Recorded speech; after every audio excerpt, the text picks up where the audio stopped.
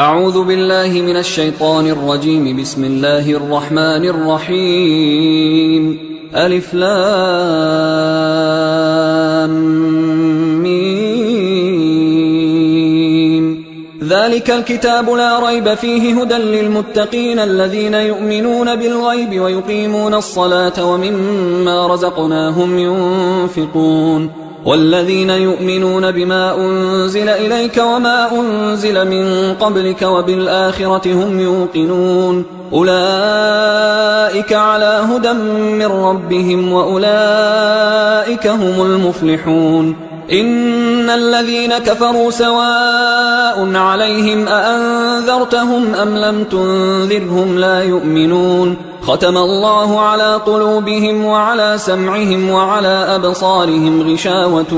ولهم عذاب عظيم. ومن الناس من يقول آمنا بالله وباليوم الآخر وما هم بمؤمنين يخادعون الله والذين آمنوا وما يخدعون إلا أنفسهم وما يشعرون. في قلوبهم مرض فزادهم الله مرضا ولهم عذاب أليم بما كانوا يكذبون. وإذا قيل لهم لا تفسدوا في الأرض قالوا إنما نحن مصلحون ألا إنهم هم المفسدون ولكن لا يشعرون. وإذا قيل لهم آمنوا كما آمن الناس قالوا أنؤمن كما آمن السفهاء ألا إنهم هم السفهاء ولكن لا يعلمون. وإذا لقوا الذين آمنوا قالوا آمنا وإذا خلوا إلى شياطينهم قالوا إنا معكم إنما نحن مستهزئون. الله يستهزئ بهم ويمدهم في طغيانهم يعمهون. أولئك الذين اشتروا الضلالة بالهدى فما ربحت تجارتهم وما كانوا مهتدين. مثلهم كمثل الذي استوقد نارا فلما أضاءت ما حوله ذهب الله بنورهم وتركهم في ظلمات لا يبصرون. صم بكم عمي فهم لا يرجعون. أو كصيب من السماء فيه ظلمات ورعد وبرق يجعلون أصابعهم في آذانهم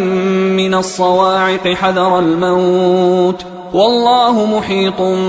بالكافرين. يكاد البرق يخطف أبصارهم كلما أضاء لهم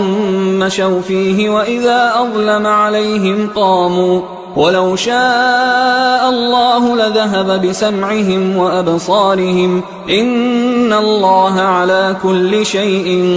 قدير. يا أيها الناس اعبدوا ربكم الذي خلقكم والذين من قبلكم لعلكم تتقون. الذي جعل لكم الأرض فراشا والسماء بناء وأنزل من السماء ماء فأخرج به من الثمرات رزقا لكم فلا تجعلوا لله أندادا وأنتم تعلمون. وإن كنتم في ريب مما نزلنا على عبدنا فأتوا بسورة من مثله وادعوا شهداءكم من دون الله إن كنتم صادقين. فإن لم تفعلوا ولن تفعلوا فاتقوا النار التي وقودها الناس والحجارة أعدت للكافرين. وبشر الذين آمنوا وعملوا الصالحات أن لهم جنات تجري من تحتها الأنهار كلما رزقوا منها من ثمرة رزقا قالوا هذا الذي رزقنا من قبل وأتوا به متشابها ولهم فيها أزواج مطهرة وهم فيها خالدون. إن الله لا يستحيي أن يضرب مثلا ما بعوضة فما فوقها فأما الذين آمنوا فيعلمون أنه الحق من ربهم، وأما الذين كفروا فيقولون ماذا أراد الله بهذا مثلا يضل به كثيرا ويهدي به كثيرا، وما يضل به إلا الفاسقين الذين ينقضون عهد الله من بعد ميثاقه ويقطعون ما أمر الله به أن يوصل ويفسدون في الأرض، أولئك هم الخاسرون. كيف تكفرون بالله وكنتم أمواتا فأحياكم ثم يميتكم ثم يحييكم ثم إليه ترجعون. هو الذي خلق لكم ما في الأرض جميعا ثم استوى إلى السماء فسواهن 7 سماوات وهو بكل شيء عليم. وإذ قال ربك للملائكة إني جاعل في الأرض خليفة قالوا أتجعل فيها من يفسد فيها ويسفك الدماء ونحن نسبح بحمدك ونقدس لك قال إني أعلم ما لا تعلمون. وعلم آدم الأسماء كلها ثم عرضهم على الملائكة فقال أنبئوني بأسماء هؤلاء إن كنتم صادقين. قالوا سبحانك لا علم لنا إلا ما علمتنا إنك أنت العليم الحكيم. قال يا آدم أنبئهم بأسمائهم فلما أنبأهم بأسمائهم قال ألم أقل لكم إني أعلم غيب السماوات والأرض وأعلم ما تبدون وما كنتم تكتمون. وإذ قلنا للملائكة اسجدوا لآدم فسجدوا إلا إبليس أبى واستكبر وكان من الكافرين. وقلنا يا آدم اسكن أنت وزوجك الجنة وكلا منها رغدا حيث شئتما ولا تقربا هذه الشجرة فتكونا من الظالمين. فأزلهما الشيطان عنها فأخرجهما مما كانا فيه وقلنا اهبطوا بعضكم لبعض عدو ولكم في الأرض مستقر ومتاع إلى حين. فتلقى آدم من ربه كلمات فتاب عليه إنه هو التواب الرحيم. قلنا اهبطوا منها جميعا فإما يأتينكم مني هدى فمن تبع هداي فلا خوف عليهم ولا هم يحزنون. والذين كفروا وكذبوا بآياتنا أولئك أصحاب النار هم فيها خالدون. يا بني إسرائيل اذكروا نعمتي التي أنعمت عليكم وأوفوا بعهدي أوف بعهدكم وإياي فارهبون. وآمنوا بما أنزلت مصدقا لما معكم ولا تكونوا أول كافر به ولا تشتروا بآياتي ثمنا قليلا وإياي فاتقون. ولا تلبسوا الحق بالباطل وتكتموا الحق وأنتم تعلمون. وأقيموا الصلاة وآتوا الزكاة واركعوا مع الراكعين. أتأمرون الناس بالبر وتنسون أنفسكم وأنتم تتلون الكتاب أفلا تعقلون. واستعينوا بالصبر والصلاة وإنها لكبيرة إلا على الخاشعين الذين يظنون أنهم ملاقو ربهم وأنهم إليه راجعون. يا بني إسرائيل اذكروا نعمتي التي أنعمت عليكم وأني فضلتكم على العالمين. واتقوا يوما لا تجزي نفس عن نفس شيئا ولا يقبل منها شفاعة ولا يؤخذ منها عدل ولا هم ينصرون. وإذ نجيناكم من آل فرعون يسومونكم سوء العذاب يذبحون أبناءكم ويستحيون نساءكم وفي ذلكم بلاء من ربكم عظيم. وإذ فرقنا بكم البحر فأنجيناكم وأغرقنا آل فرعون وأنتم تنظرون. وإذ واعدنا موسى 40 ليلة ثم اتخذتم العجل من بعده وأنتم ظالمون. ثم عفونا عنكم من بعد ذلك لعلكم تشكرون وإذ آتينا موسى الكتاب والفرقان لعلكم تهتدون وإذ قال موسى لقومه يا قوم إنكم ظلمتم أنفسكم باتخاذكم العجل فتوبوا إلى بارئكم فاقتلوا أنفسكم ذلكم خير لكم عند بارئكم فتاب عليكم إنه هو التواب الرحيم وإذ قلتم يا موسى لن نؤمن لك حتى نرى الله جهرة فأخذتكم الصاعقة وأنتم تنظرون ثم بعثناكم من بعد موتكم لعلكم تشكرون وظللنا عليكم الغمام وأنزلنا عليكم المن والسلوى كلوا من طيبات ما رزقناكم وما ظلمونا ولكن كانوا أنفسهم يظلمون وإذ قلنا ادخلوا هذه القرية فكلوا منها حيث شئتم رغدا وادخلوا الباب سجدا وقولوا حطة نغفر لكم خطاياكم وسنزيد المحسنين فبدل الذين ظلموا قولا غير الذي قيل لهم فأنزلنا على الذين ظلموا رجزا من السماء بما كانوا يفسقون وإذ استسقى موسى لقومه فقلنا اضرب بعصاك الحجر فانفجرت منه 12 عينا قد علم كل أناس مشربهم كلوا واشربوا من رزق الله ولا تعثوا في الأرض مفسدين وإذ قلتم يا موسى لن نصبر على طعام واحد فادع لنا ربك يخرج لنا مما تنبت الأرض من بقلها وقثائها وفومها وعدسها وبصلها قال أتستبدلون الذي هو أدنى بالذي هو خير اهبطوا مصرا فإن لكم ما سألتم وضربت عليهم الذلة والمسكنة وباءوا بغضب من الله ذلك بأنهم كانوا يكفرون بآيات الله ويقتلون النبيين بغير الحق ذلك بما عصوا وكانوا يعتدون إن الذين آمنوا والذين هادوا والنصارى والصابئين من آمن بالله واليوم الآخر وعمل صالحا فلهم أجرهم عند ربهم ولا خوف عليهم ولا هم يحزنون وإذ أخذنا ميثاقكم ورفعنا فوقكم الطور خذوا ما آتيناكم بقوة واذكروا ما فيه لعلكم تتقون ثم توليتم من بعد ذلك فلولا فضل الله عليكم ورحمته لكنتم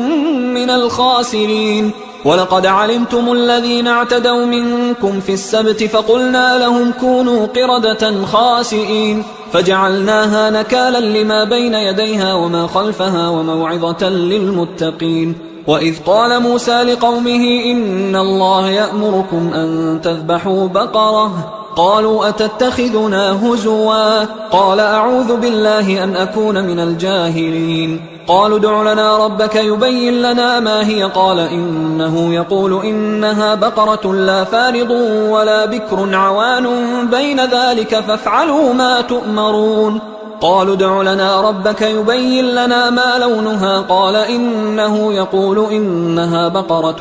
صفراء فاقع لونها تسر الناظرين قالوا ادع لنا ربك يبين لنا ما هي إن البقرة شابه علينا وإنا إن شاء الله لمهتدون قال إنه يقول إنها بقرة لا ذلول تثير الأرض ولا تسقي الحرث مسلمة لا شية فيها قالوا الآن جئت بالحق فذبحوها وما كادوا يفعلون وإذ قتلتم نفسا فادارأتم فيها والله مخرج ما كنتم تكتمون فقلنا اضربوه ببعضها كذلك يحيي الله الموتى ويريكم آياته لعلكم تعقلون ثم قست قلوبكم من بعد ذلك فهي كالحجارة أو أشد قسوة وإن من الحجارة لما يتفجر منه الأنهار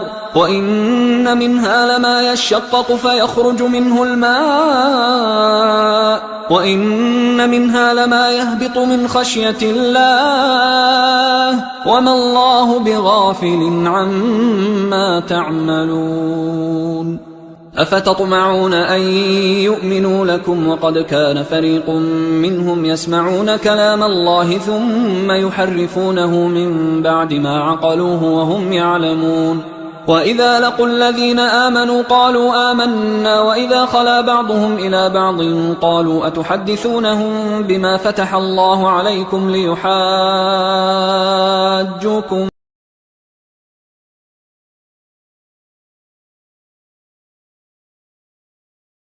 يعلم ما يسرون وما يعلنون ومنهم أميون لا يعلمون الكتاب إلا أماني وإنهم إلا يظنون فويل للذين يكتبون الكتاب بأيديهم ثم يقولون هذا من عند الله ليشتروا به ثمنا قليلا فويل لهم مما كتبت أيديهم وويل لهم مما يكسبون وقالوا لن تمسنا النار إلا أياما معدودة قل أتخذتم عند الله عهدا فلن يخلف الله عهده أم تقولون على الله ما لا تعلمون بلى من كسب سيئة وأحاطت به خطيئته فأولئك أصحاب النار هم فيها خالدون والذين آمنوا وعملوا الصالحات أولئك أصحاب الجنة هم فيها خالدون وإذ أخذنا ميثاق بني إسرائيل لا تعبدون إلا الله وبالوالدين إحسانا وذي القربى واليتامى والمساكين وقولوا للناس حسنا وأقيموا الصلاة وآتوا الزكاة ثم توليتم إلا قليلا منكم وأنتم معرضون وإذ أخذنا ميثاقكم لا تسفكون دماءكم ولا تخرجون أنفسكم من دياركم ثم أقررتم وأنتم تشهدون ثم أنتم هؤلاء تقتلون أنفسكم وتخرجون فريقا يظهرون عليهم بالإثم والعدوان وإن يأتوكم أسارى تفادوهم وهو محرم عليكم إخراجهم أفتؤمنون ببعض الكتاب وتكفرون ببعض فما جزاء من يفعل ذلك منكم إلا خزي في الحياة الدنيا ويوم القيامة يردون إلى أشد العذاب وما الله بغافل عما تعملون أولئك الذين اشتروا الحياة الدنيا بالآخرة فلا يخفف عنهم العذاب ولا هم ينصرون ولقد آتينا موسى الكتاب وقفينا من بعده بالرسل وآتينا عيسى ابن مريم البينات وأيدناه بروح القدس أفكلما جاءكم رسول بما لا تهوى أنفسكم استكبرتم ففريقا كذبتم وفريقا تقتلون وقالوا قلوبنا غلف بل لعنهم الله بكفرهم فقليلا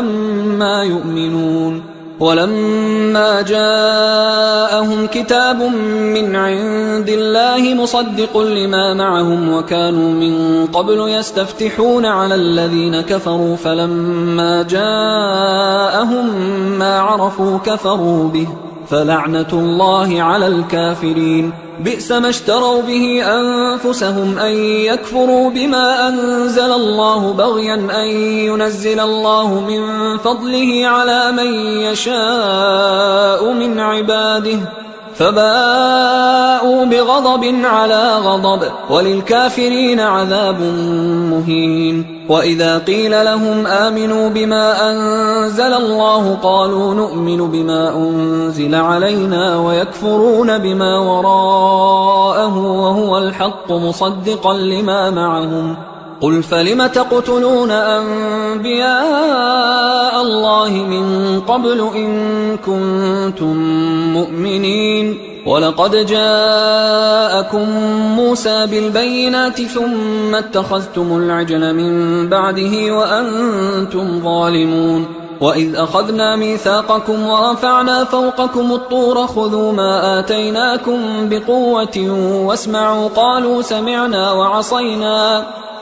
سمعنا وعصينا وأشربوا في قلوبهم العجل بكفرهم قل بئس ما يأمركم به إيمانكم إن كنتم مؤمنين قل إن كانت لكم الدار الآخرة عند الله خالصة من دون الناس فتمنوا الموت إن كنتم صادقين ولن يتمنوه أبدا بما قدمت أيديهم والله عليم بالظالمين ولتجدنهم أحرص الناس على حياة ومن الذين أشركوا يود أحدهم لو يعمر 1000 سنة وما هو بمزحزحه من العذاب أن يعمر والله بصير بما يعملون قل من كان عدوا لجبريل فإنه نزله على قلبك بإذن الله مصدقا لما بين يديه وهدى وبشرى للمؤمنين من كان عدوا لله وملائكته ورسله وجبريل وميكال فإن الله عدو للكافرين ولقد أنزلنا إليك آيات بينات وما يكفر بها إلا الفاسقون أو كلما عاهدوا عهدا نبذه فريق منهم بل أكثرهم لا يؤمنون ولما جاءهم رسول من عند الله مصدق لما معهم نبذ فريق من الذين أوتوا الكتاب كتاب الله وراء ظهورهم كأنهم لا يعلمون واتبعوا ما تتلو الشياطين على ملك سليمان وما كفر سليمان ولكن الشياطين كفروا يعلمون الناس السحر وما أنزل على الملكين ببابل هاروت وماروت وما يعلمان من أحد حتى يقولا إنما نحن فتنة فلا تكفر فيتعلمون منهما ما يفرقون به بين المرء وزوجه وما هم بضارين به من أحد إلا بإذن الله ويتعلمون ما يضرهم ولا ينفعهم ولقد علموا لمن اشتراه ما له في الآخرة من خلاق ولبئس ما شروا به أنفسهم لو كانوا يعلمون ولو أنهم آمنوا واتقوا لمثوبة من عند الله خير لو كانوا يعلمون يا أيها الذين آمنوا لا تقولوا راعنا وقولوا انظرنا واسمعوا وللكافرين عذاب أليم ما يود الذين كفروا من أهل الكتاب ولا المشركين أن ينزل عليكم من خير من ربكم والله يختص برحمته من يشاء والله ذو الفضل العظيم ما ننسخ من آية أو ننسها نأت بخير منها أو مثلها ألم تعلم أن الله على كل شيء قدير ألم تعلم أن الله له ملك السماوات والأرض وما لكم من دون الله من ولي ولا نصير أم تريدون أن تسألوا رسولكم كما سئل موسى من قبل ومن يتبدل الكفر بالإيمان فقد ضل سواء السبيل ود كثير من أهل الكتاب لو يردونكم من بعد إيمانكم كفارا حسدا من عند أنفسهم من بعد ما تبين لهم الحق فاعفوا واصفحوا حتى يأتي الله بأمره إن الله على كل شيء قدير وأقيموا الصلاة وآتوا الزكاة وما تقدموا لأنفسكم من خير تجدوه عند الله إن الله بما تعملون بصير وقالوا لن يدخل الجنة إلا من كان هودا أو نصارى تلك أمانيهم قل هاتوا برهانكم إن كنتم صادقين بلى من أسلم وجهه لله وهو محسن فله أجره عند ربه ولا خوف عليهم ولا هم يحزنون وقالت اليهود ليست النصارى على شيء وقالت النصارى ليست اليهود على شيء وهم يتلون الكتاب كذلك قال الذين لا يعلمون مثل قولهم فالله يحكم بينهم يوم القيامة فيما كانوا فيه يختلفون ومن أظلم ممن منع مساجد الله أن يذكر فيها اسمه وسعى في خرابها أولئك ما كان لهم أن يدخلوها إلا خائفين لهم في الدنيا خزي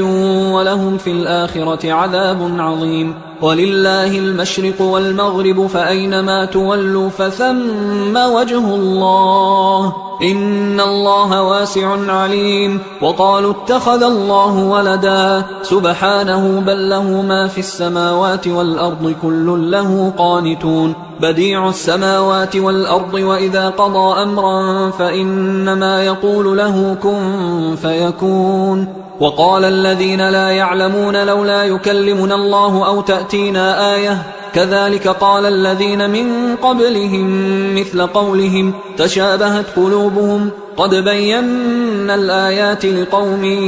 يوقنون إنا أرسلناك بالحق بشيرا ونذيرا ولا تسأل عن أصحاب الجحيم ولن ترضى عنك اليهود ولا النصارى حتى تتبع ملتهم قل إن هدى الله هو الهدى ولئن اتبعت أهواءهم بعد الذي جاءك من العلم ما لك من الله من ولي ولا نصير الذين آتيناهم الكتاب يتلونه حق تلاوته أولئك يؤمنون به ومن يكفر به فأولئك هم الخاسرون يا بني إسرائيل اذكروا نعمتي التي أنعمت عليكم وأني فضلتكم على العالمين واتقوا يوما لا تجزي نفس عن نفس شيئا ولا يقبل منها عدل ولا تنفعها شفاعة ولا هم ينصرون وإذ ابتلى إبراهيم ربه بكلمات فأتمهن قال إني جاعلك للناس إماما قال ومن ذريتي قال لا ينال عهد الظالمين وإذ جعلنا البيت مثابة للناس وأمنا واتخذوا من مقام إبراهيم مصلى وعهدنا إلى إبراهيم وإسماعيل أن طهرا بيتي للطائفين والعاكفين والركع السجود وإذ قال إبراهيم رب اجعل هذا بلدا آمنا وارزق أهله من الثمرات من آمن منهم بالله واليوم الآخر قال ومن كفر فأمتعه قليلا ثم أضطره إلى عذاب النار وبئس المصير وإذ يرفع إبراهيم القواعد من البيت وإسماعيل ربنا تقبل منا إنك أنت السميع العليم ربنا وجعلنا مسلمين لك ومن ذريتنا أمة مسلمة لك وأرنا مناسكنا وتب علينا إنك أنت التواب الرحيم ربنا وبعث فيهم رسولا منهم يتلو عليهم آياتك ويعلمهم الكتاب والحكمة ويزكيهم إنك أنت العزيز الحكيم ومن يرغب عن ملة إبراهيم إلا من سفه نفسه ولقد اصطفيناه في الدنيا وإنه في الآخرة لمن الصالحين إذ قال له ربه أسلم قال أسلمت لرب العالمين. ووصى بها إبراهيم بنيه ويعقوب يا بني إن الله اصطفى لكم الدين فلا تموتن إلا وأنتم مسلمون. أم كنتم شهداء إذ حضر يعقوب الموت إذ قال لبنيه ما تعبدون من بعدي قالوا نعبد إلهك وإله آبائك إبراهيم وإسماعيل وإسحاق إلها واحدا ونحن له مسلمون. تلك أمة قد خلت لها ما كسبت ولكم ما كسبتم ولا تسألون عما كانوا يعملون. وقالوا كونوا هودا أو نصارى تهتدوا قل بل ملة إبراهيم حنيفا وما كان من المشركين. قولوا آمنا بالله وما أنزل إلينا وما أنزل إلى إبراهيم وإسماعيل وإسحاق ويعقوب والأسباط وما أوتي موسى وعيسى وما أوتي النبيون من ربهم لا نفرق بين أحد منهم ونحن له مسلمون. فإن آمنوا بمثل ما آمنتم به فقد اهتدوا وإن تولوا فإنما هم في شقاق فسيكفيكهم الله وهو السميع العليم. صبغة الله ومن أحسن من الله صبغة ونحن له عابدون. قل أتحاجوننا في الله وهو ربنا وربكم ولنا أعمالنا ولكم أعمالكم ونحن له مخلصون. أم تقولون إن إبراهيم وإسماعيل وإسحاق ويعقوب والأسباط كانوا هودا أو نصارى قل أأنتم أعلم أم الله ومن أظلم ممن كتم شهادة عنده من الله وما الله بغافل عما تعملون. تلك أمة قد خلت لها ما كسبت ولكم ما كسبتم ولا تسألون عما كانوا يعملون. سيقول السفهاء من الناس ما ولاهم عن قبلتهم التي كانوا عليها قل لله المشرق والمغرب يهدي من يشاء إلى صراط مستقيم. وكذلك جعلناكم أمة وسطا لتكونوا شهداء على الناس ويكون الرسول عليكم شهيدا. وما جعلنا القبلة التي كنت عليها إلا لنعلم من يتبع الرسول ممن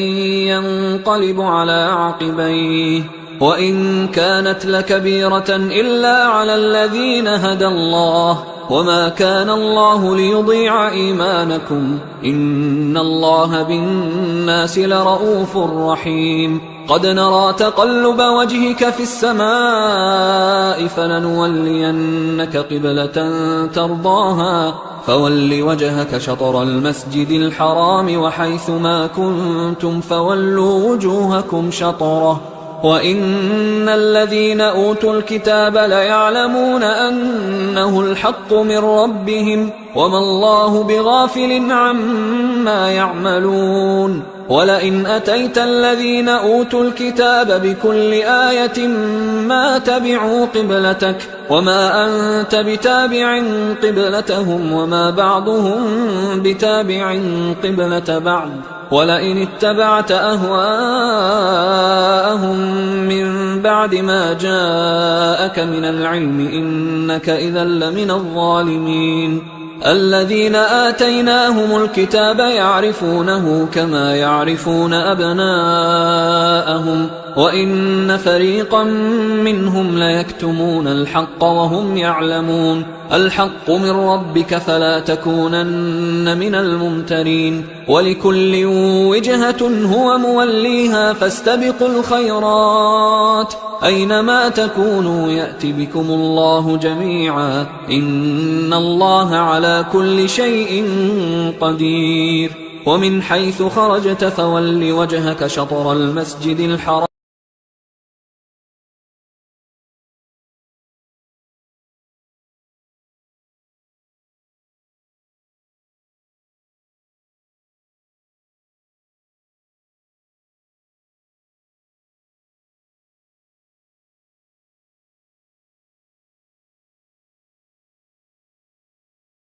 ظلموا منهم فلا تخشوهم واخشوني ولأتم نعمتي عليكم ولعلكم تهتدون كما أرسلنا فيكم رسولا منكم يتلو عليكم آياتنا ويزكيكم ويعلمكم الكتاب والحكمة ويعلمكم ما لم تكونوا تعلمون فاذكروني أذكركم واشكروا لي ولا تكفرون يا أيها الذين آمنوا استعينوا بالصبر والصلاة إن الله مع الصابرين ولا تقولوا لمن يقتل في سبيل الله أموات بل أحياء ولكن لا تشعرون ولنبلونكم بشيء من الخوف والجوع ونقص من الأموال والأنفس والثمرات وبشر الصابرين الذين إذا أصابتهم مصيبة قالوا إنا لله وإنا إليه راجعون أولئك عليهم صلوات من ربهم ورحمة وأولئك هم المهتدون إن الصفا والمروة من شعائر الله فمن حج البيت أو اعتمر فلا جناح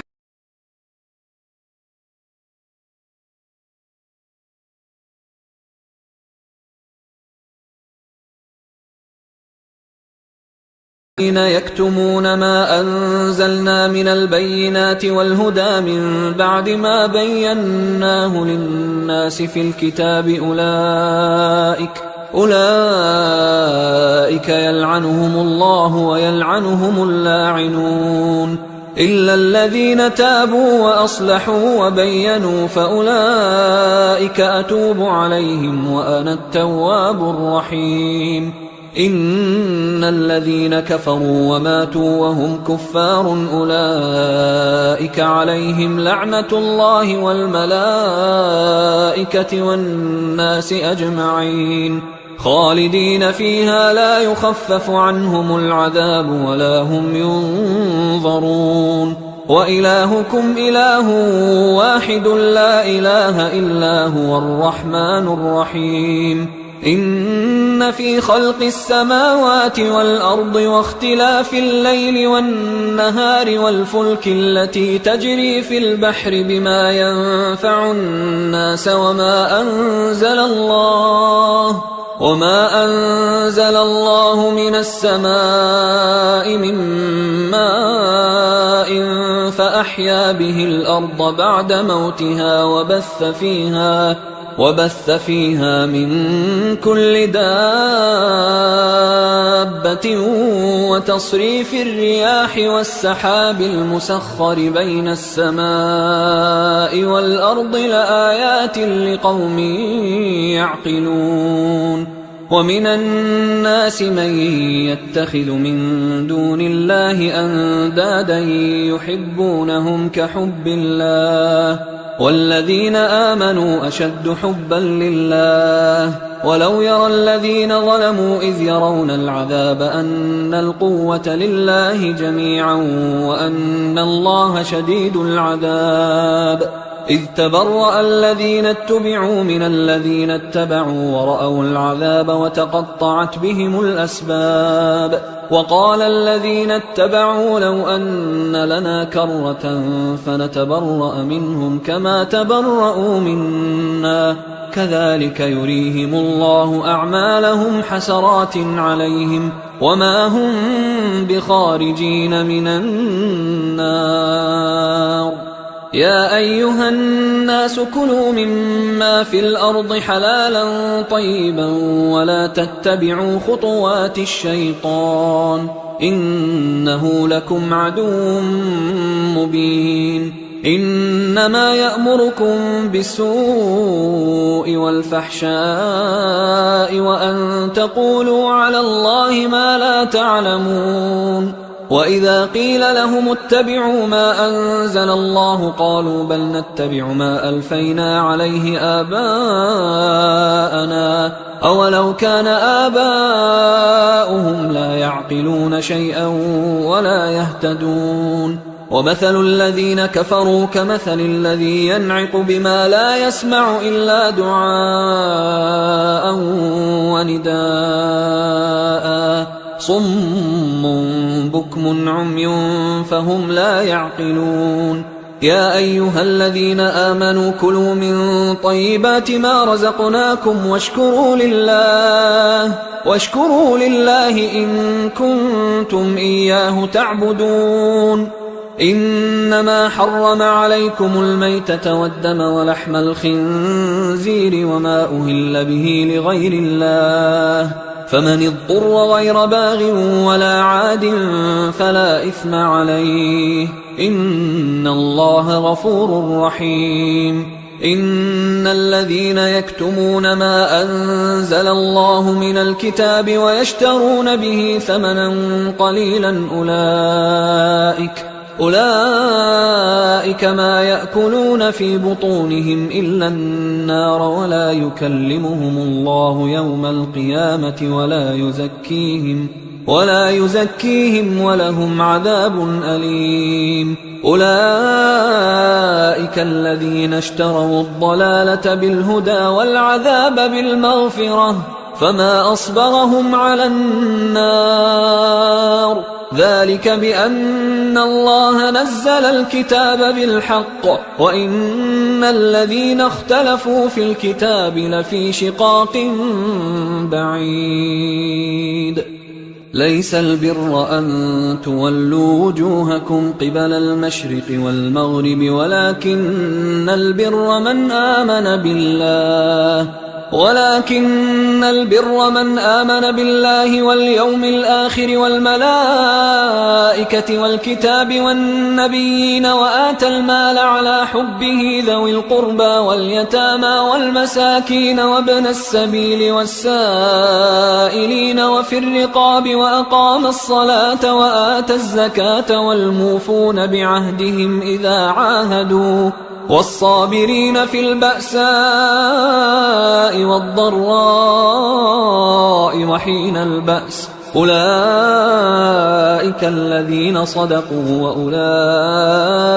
هم المتقون يا أيها الذين آمنوا كتب عليكم القصاص في القتلى الحر بالحر والعبد بالعبد والأنثى بالأنثى فمن عفي له من أخيه شيء فاتباع بالمعروف وأداء إليه بإحسان ذلك تخفيف من ربكم ورحمة فمن اعتدى بعد ذلك فله عذاب أليم ولكم في القصاص حياة يا أولي الألباب لعلكم تتقون كتب عليكم إذا حضر أحدكم الموت إن ترك خيرا الوصية للوالدين والأقربين بالمعروف حقا على المتقين فمن بدله بعدما سمعه فإنما إثمه على الذين يبدلونه إن الله سميع عليم فمن خاف من موص جنفا أو إثما فأصلح بينهم فلا إثم عليه إن الله غفور رحيم. يا أيها الذين آمنوا كتب عليكم الصيام كما كتب على الذين من قبلكم لعلكم تتقون أياما معدودات، فمن كان منكم مريضا أو على سفر فعدة من أيام أخر، وعلى الذين يطيقونه فدية طعام مسكين، فمن تطوع خيرا فهو خير له، وأن تصوموا خير لكم إن كنتم تعلمون. شهر رمضان الذي أنزل فيه القرآن هدى للناس وبينات من الهدى والفرقان، فمن شهد منكم الشهر فليصم، ومن كان مريضا أو على سفر فعدة من أيام أخر، يريد الله بكم اليسر ولا يريد بكم العسر ولتكملوا العدة ولتكبروا الله على ما هداكم ولعلكم تشكرون. وإذا سألك عبادي عني فإني قريب أجيب دعوة الداع إذا دعان، فليستجيبوا لي وليؤمنوا بي لعلهم يرشدون. أحل لكم ليلة الصيام الرفث إلى نسائكم هن لباس لكم وأنتم لباس لهن، علم الله أنكم كنتم تختانون أنفسكم فتاب عليكم وعفى عنكم، فالآن باشروهن وابتغوا ما كتب الله لكم، وكلوا واشربوا حتى يتبين لكم الخيط الأبيض من الخيط الأسود من الفجر، ثم أتموا الصيام إلى الليل، ولا تباشروهن وأنتم عاكفون في المساجد، تلك حدود الله فلا تقربوها، كذلك يبين الله آياته للناس لعلهم يتقون. ولا تأكلوا أموالكم بينكم بالباطل وتدلوا بها إلى الحكام لتأكلوا فريقا من أموال الناس بالإثم وأنتم تعلمون. يسألونك عن الأهلة قل هي مواقيت للناس والحج، وليس البر بأن تأتوا البيوت من ظهورها ولكن البر من اتقى، وأتوا البيوت من أبوابها واتقوا الله لعلكم تفلحون. وقاتلوا في سبيل الله الذين يقاتلونكم ولا تعتدوا إن الله لا يحب المعتدين. وقتلوهم حيث ثقفتموهم وأخرجوهم من حيث أخرجوكم والفتنة أشد من القتل، ولا تقاتلوهم عند المسجد الحرام حتى يقاتلوكم فيه، فإن قاتلوكم فاقتلوهم، كذلك جزاء الكافرين، فإن انتهوا فإن الله غفور رحيم. وقاتلوهم حتى لا تكون فتنة ويكون الدين لله، فإن انتهوا فلا عدوان إلا على الظالمين.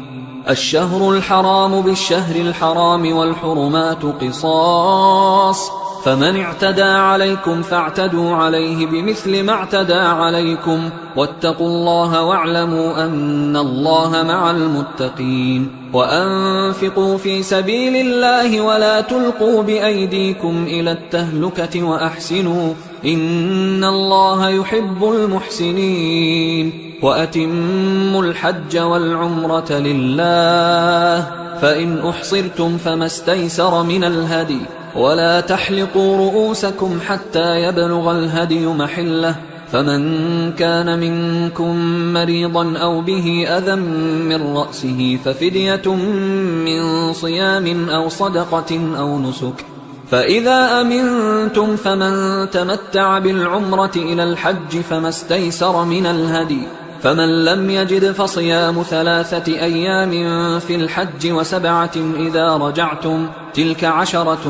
كاملة، ذلك لمن لم يكن أهله حاضر المسجد الحرام. واتقوا الله واعلموا أن الله شديد العقاب. الحج أشهر معلومات، فمن فرض فيهن الحج فلا رفث ولا فسوق ولا جدال في الحج وما تفعلوا من خير يعلمه الله وتزودوا فإن خير الزاد التقوى واتقون يا أولي الألباب ليس عليكم جناح أن تبتغوا فضلا من ربكم فإذا أفضتم من عرفات فاذكروا الله عند المشعر الحرام واذكروه كما هداكم وإن كنتم من قبله لمن الضالين ثم أفيضوا من حيث أفاض الناس واستغفروا الله إن الله غفور رحيم فإذا قضيتم مناسككم فاذكروا الله كذكركم آباءكم أو أشد ذكرا فمن الناس من يقول ربنا آتنا في الدنيا وما له في الآخرة من خلاق ومنهم من يقول ربنا آتنا في الدنيا حسنة وفي الآخرة حسنة وقنا عذاب النار أولئك لهم نصيب مما كسبوا والله سريع الحساب واذكروا الله في أيام معدودات فمن تعجل في يومين فلا إثم عليه ومن تأخر فلا إثم عليه لمن اتقى واتقوا الله واعلموا أنكم إليه تحشرون ومن الناس من يعجبك قوله في الحياة الدنيا ويشهد الله على ما في قلبه وهو ألد الخصام وإذا تولى سعى في الأرض ليفسد فيها ويهلك الحرث والنسل والله لا يحب الفساد وإذا قيل له اتق الله أخذته العزة بالإثم فحسبه جهنم ولبئس المهاد ومن الناس من يشري نفسه ابتغاء مرضات الله والله رؤوف بالعباد يا أيها الذين آمنوا ادخلوا في السلم كافة ولا تتبعوا خطوات الشيطان إنه لكم عدو مبين فإن زللتم من بعد ما جاءتكم البينات فاعلموا أن الله عزيز حكيم هل ينظرون إلا أن يأتيهم الله في ظلل من الغمام والملائكة وقضي الأمر وإلى الله ترجع الأمور سل بني إسرائيل كم آتيناهم من آية بينة ومن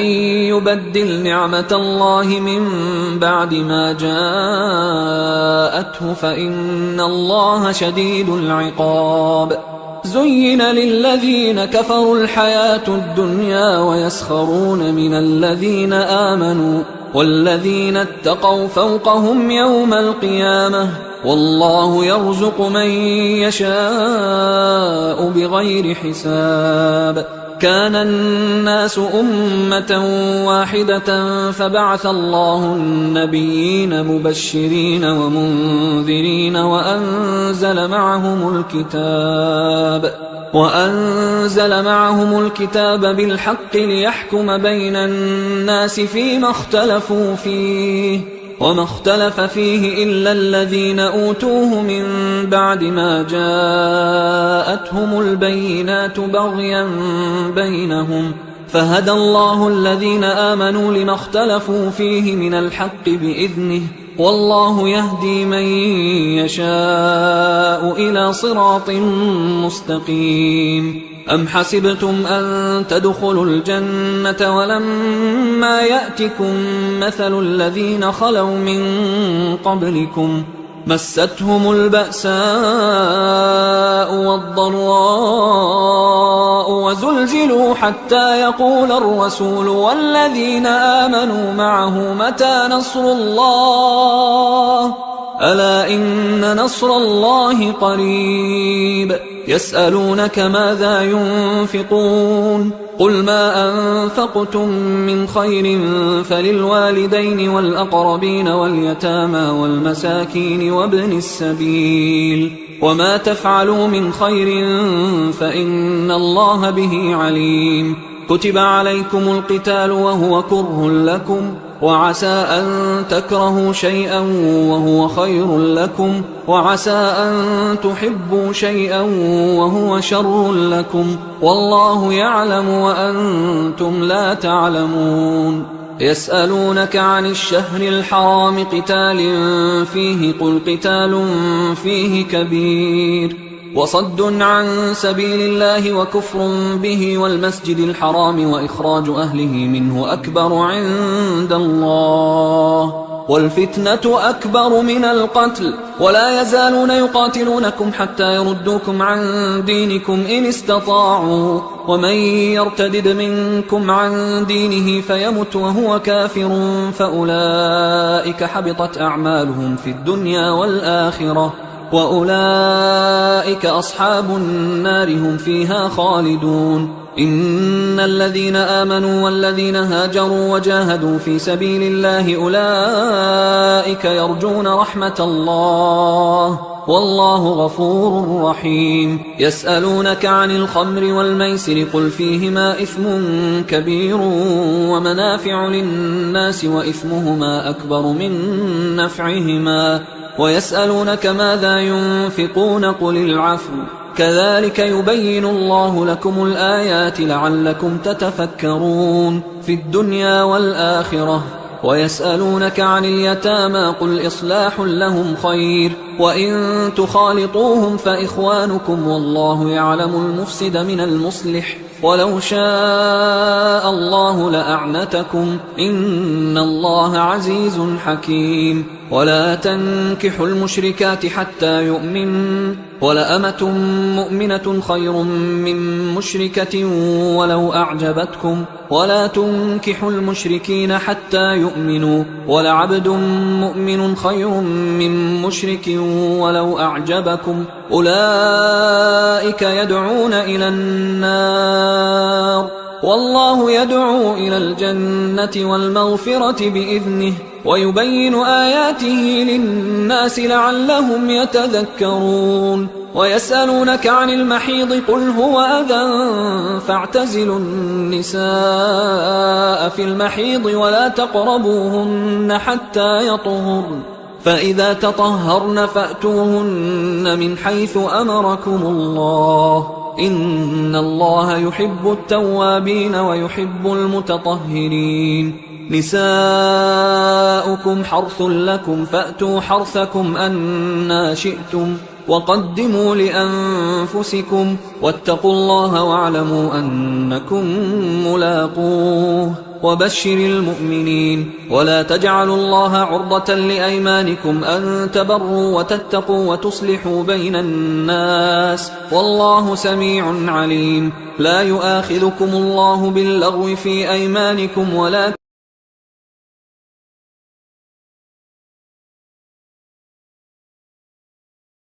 يؤلون من نسائهم تربص 4 أشهر فإن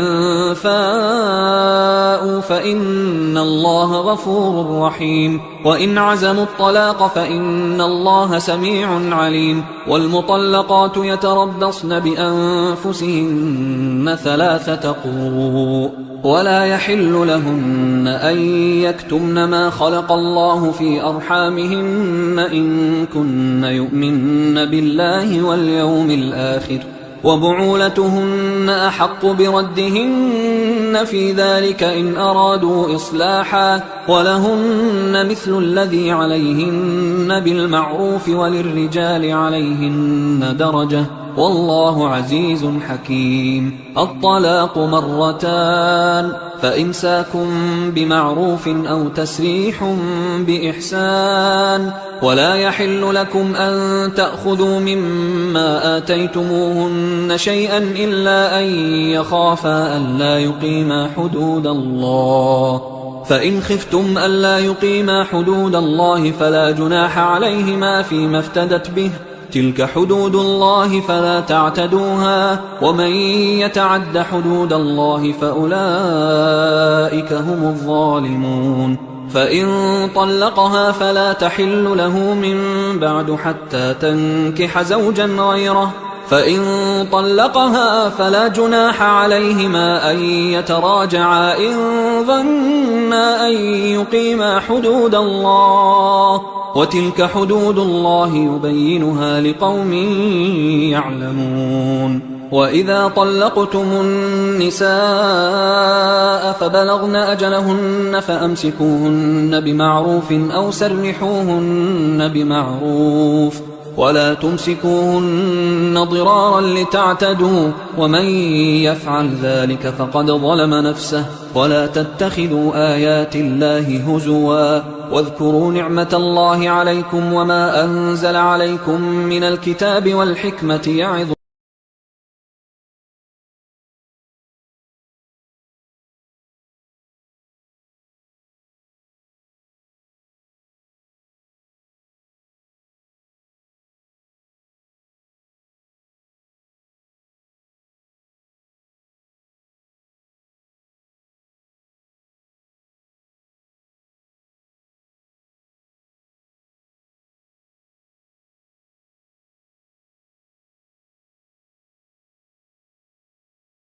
وأنتم لا تعلمون.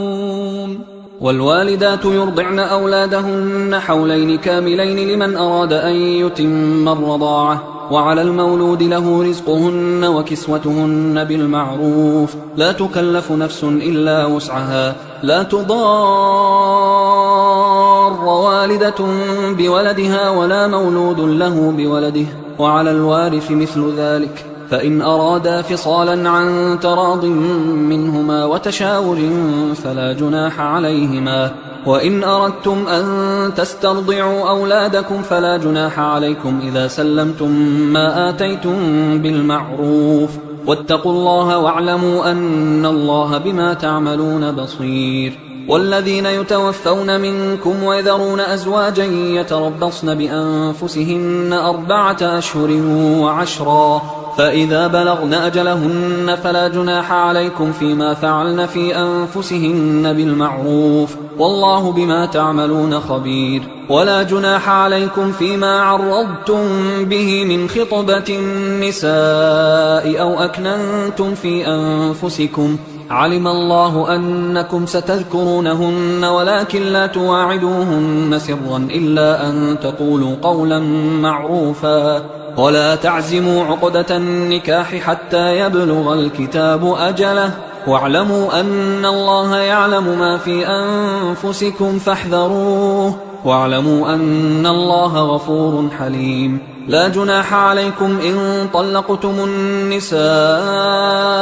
ما لم تمسوهن أو تفرضوا لهن فريضة، ومتعوهن على الموسع قدره وعلى المقتر قدره متاعا بالمعروف حقا على المحسنين. وإن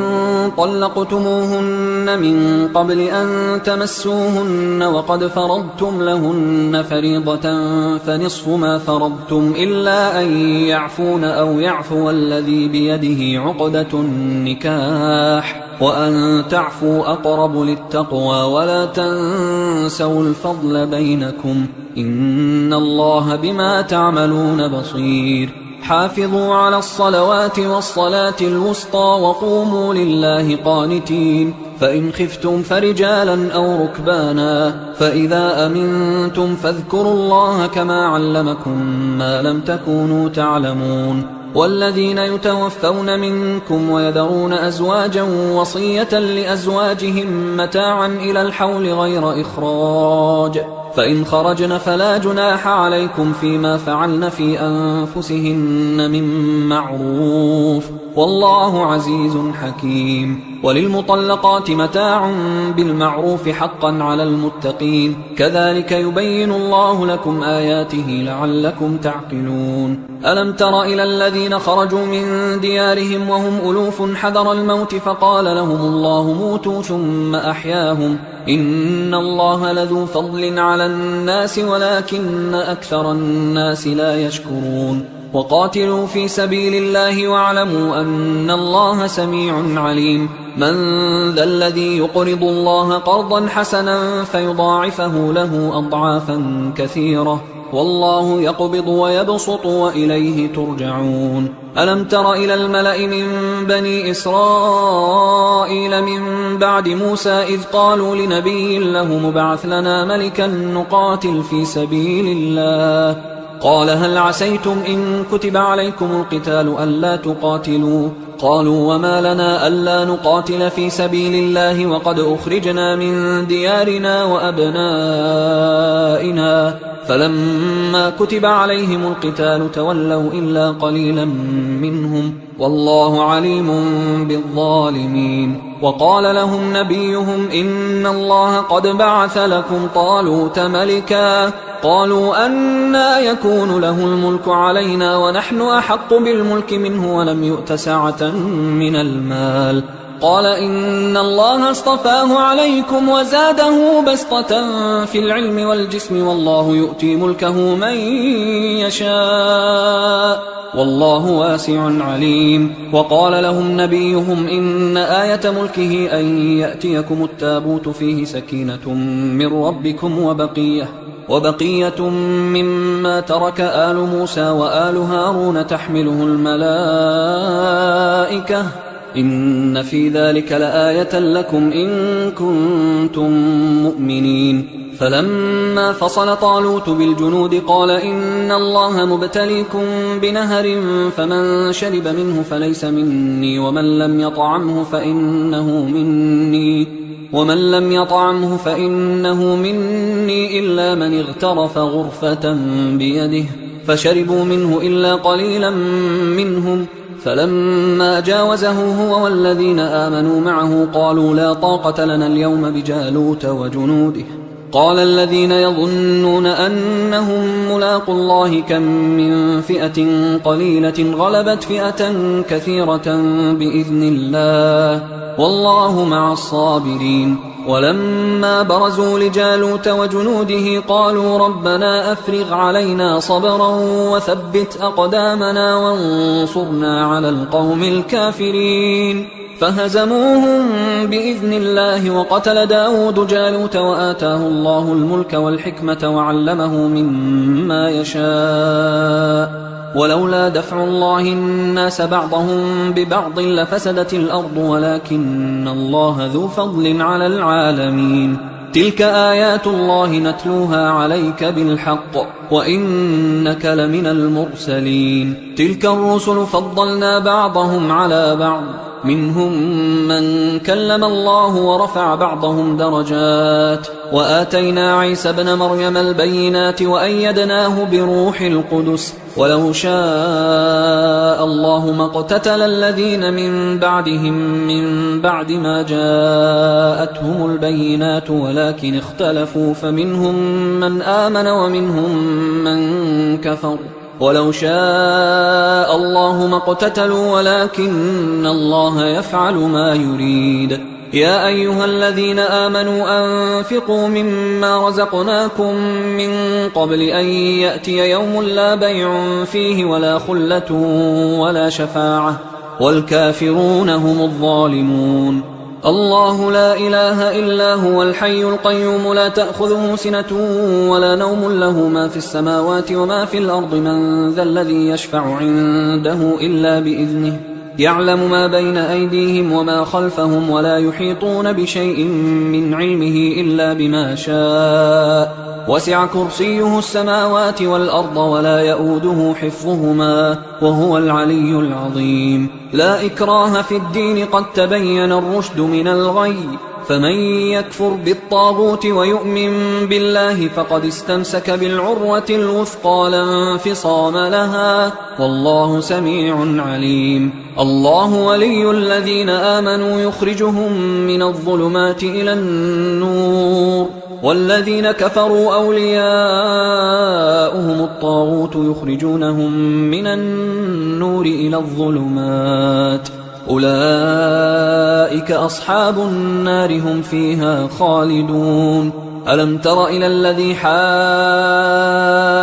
إبراهيم في ربه أن آتاه الله الملك إذ قال إبراهيم ربي الذي يحيي ويميت قال أنا أحيي وأميت. قال إبراهيم فإن الله يأتي بالشمس من المشرق فأت بها من المغرب فبهت الذي كفر والله لا يهدي القوم الظالمين. أو كالذي مر على قرية وهي خاوية على عروشها قال أنى يحيي هذه الله بعد موتها فأماته الله 100 عام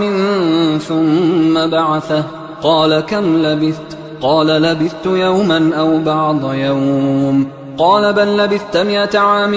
فانظر إلى طعامك وشرابك لم يتسنه وانظر إلى حمارك ولنجعلك آية للناس وانظر إلى العظام كيف ننشزها ثم نكسوها لحما فلما تبين له قال أعلم أن الله على كل شيء قدير. وإذ قال إبراهيم رب أرني كيف تحيي الموتى قال أولم تؤمن قال بلى ولكن ليطمئن قلبي قال فخذ 4 من الطير فصرهن إليك ثم اجعل على كل جبل منهن جزءا ثم ادعهن يأتينك سعيا واعلم أن الله عزيز حكيم. مثل الذين ينفقون أموالهم في سبيل الله كمثل حبة أنبتت 7 سنابل في كل سنبلة 100 حبة والله يضاعف لمن يشاء والله واسع عليم. الذين ينفقون أموالهم في سبيل الله ثم لا يتبعون ما أنفقوا منا ولا أذى لهم أجرهم عند ربهم ولا خوف عليهم ولا هم يحزنون. قول معروف ومغفرة خير من صدقة يتبعها أذى والله غني حليم. يا أيها الذين آمنوا لا تبطلوا صدقاتكم بالمن والأذى كالذي ينفق ماله رئاء الناس ولا يؤمن بالله واليوم الآخر فمثله كمثل صفوان عليه تراب فأصابه وابل فتركه صلدا لا يقدرون على شيء مما كسبوا والله لا يهدي القوم الكافرين. ومثل الذين ينفقون أموالهم ابتغاء مرضات الله وتثبيتا من أنفسهم كمثل جنة بربوة أصابها وابل فآتت أكلها ضعفين فإن لم يصبها وابل فطل والله بما تعملون بصير. أيود أحدكم أن تكون له جنة من نخيل وأعناب تجري من تحتها الأنهار له فيها من كل الثمرات وأصابه الكبر وله ذرية ضعفاء فأصابها إعصار فيه نار فاحترقت كذلك يبين الله لكم الآيات لعلكم تتفكرون. يا أيها الذين آمنوا أنفقوا من طيبات ما كسبتم ومما أخرجنا لكم من الأرض ولا تيمموا الخبيث منه تنفقون ولستم بآخذيه إلا أن تغمضوا فيه واعلموا أن الله غني حميد. الشيطان يعدكم الفقر ويأمركم بالفحشاء والله يعدكم مغفرة منه وفضلا والله واسع عليم. يؤتي الحكمة من يشاء ومن يؤت الحكمة فقد أوتي خيرا كثيرا وما يذكر إلا أولو الألباب. وما أنفقتم من نفقة أو نذرتم من نذر فإن الله يعلمه وما للظالمين من أنصار إن تبدوا الصدقات فنعما هي وإن تخفوها وتؤتوها الفقراء فهو خير لكم ويكفر عنكم من سيئاتكم والله بما تعملون خبير ليس عليك هداهم ولكن الله يهدي من يشاء وما تنفقوا من خير فلأنفسكم وما تنفقون إلا ابتغاء وجه الله وما تنفقوا من خير يوفى إليكم وأنتم لا تظلمون للفقراء الذين أحصروا في سبيل الله لا يستطيعون ضربا في الأرض يحسبهم الجاهل أغنياء من التعفف تعرفهم بسيماهم لا يسألون الناس إلحافا وما تنفقوا من خير فإن الله به عليم الذين ينفقون أموالهم بالليل والنهار سرا وعلانية فلهم أجرهم عند ربهم ولا خوف عليهم ولا هم يحزنون الذين يأكلون الربا لا يقومون إلا كما يقوم الذي يتخبطه الشيطان من المس ذلك بأنهم قالوا إنما البيع مثل الربا وأحل الله البيع وحرم الربا فمن جاءه موعظة